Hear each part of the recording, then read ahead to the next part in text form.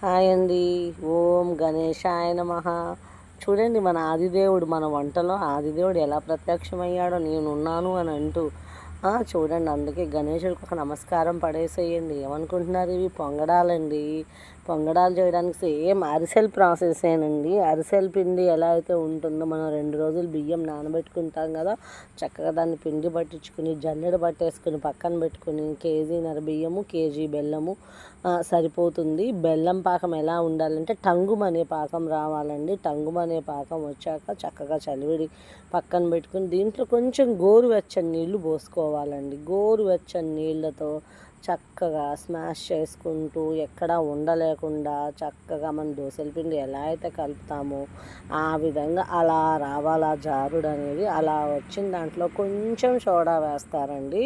అలా కొంచెం కలుపుకుని, అలా పిండి నానే కొద్దీ బాగా వస్తాయండి పొంగడాలు. అంటే పాకము ముందు రోజు పెట్టేసుకుని అట్లా కలిపి పెట్టుకుంటే అలా చాలా బాగా వస్తాయంట. కానీ మనకి అంత కుదరదు కదండి. ఒక్కొక్కసారి టైం కూడా ఉండదు. ఒక్కొక్కసారి అప్పటికప్పుడు ఇట్లా 2 రోజుల ముందే నానబెడతాము.